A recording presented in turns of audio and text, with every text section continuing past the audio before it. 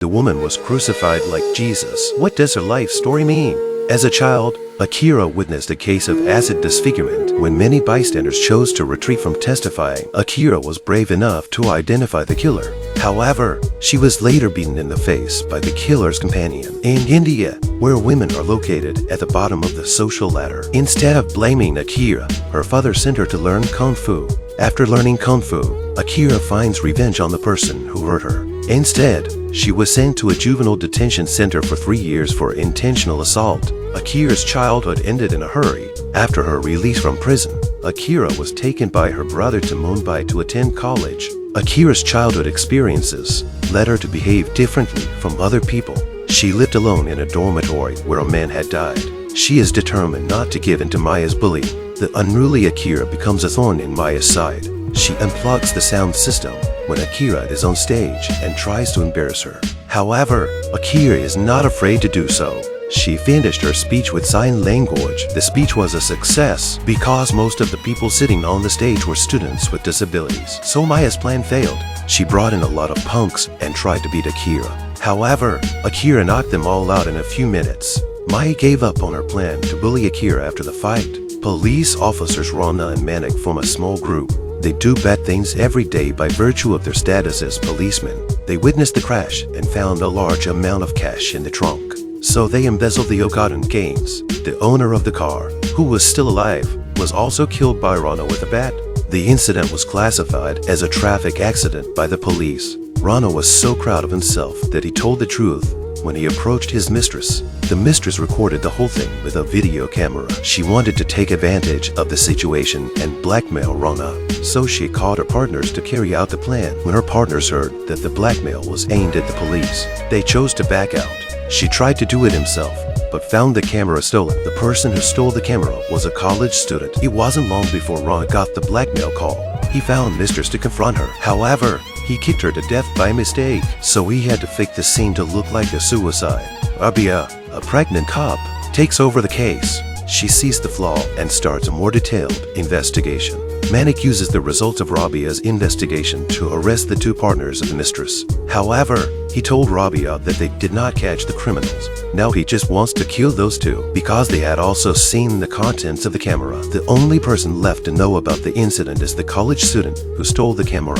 When Akira returned to her dorm at night, she found a book bag at the door. Inside the bag were all the school's stolen items. Before she had time to think about it, Manik and the others caught her. Manik takes Akira and two other men out into the field and prepares to shoot them. But when it's Akira's turn to be cued, Rana calls and tells them they have the wrong man. But Akira has already witnessed the execution. They can't let her go either. Just as Manik was about to shoot, the gun jammed. Akira seized the opportunity to escape.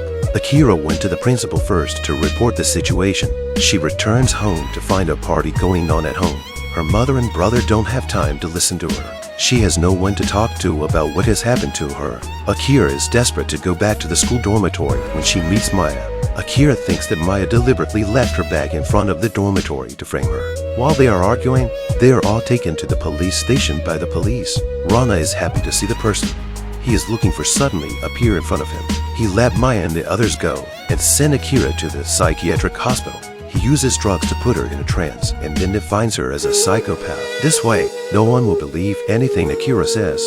Akira is locked up in a prison-like place where she is tortured mentally. When the family learned of the situation, they chose to believe the hospital rather than Akira. At this point in time, Akira is completely isolated. She's in a deep hole and can't get out. Rabia investigates the surveillance and discovers that the person who stole the camera from the mistress is the daughter of the university president.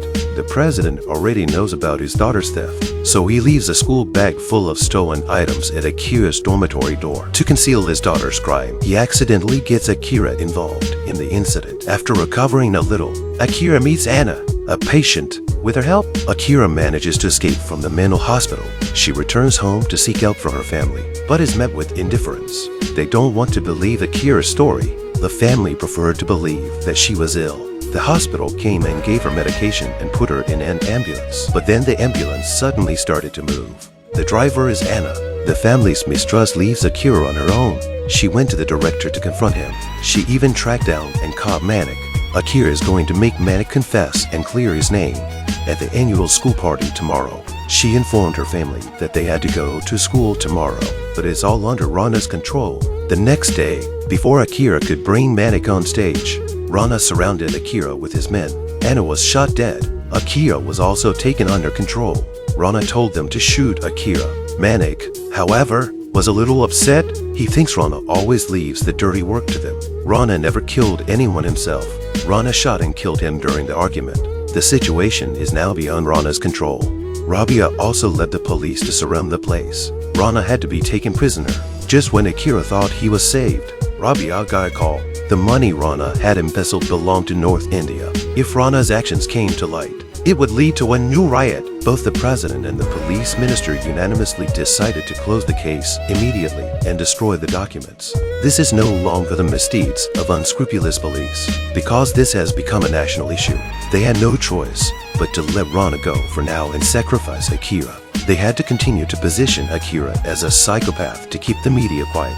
Rabia chose to follow orders. Rana resumes his arrogant stance. Akira is once again in a helpless position. Rabia leaves, helpless. Akira, on the other hand, does not choose to resign herself to her fate. She fights back and breaks free and starts beating them. She plunges a knife into Rana's thigh.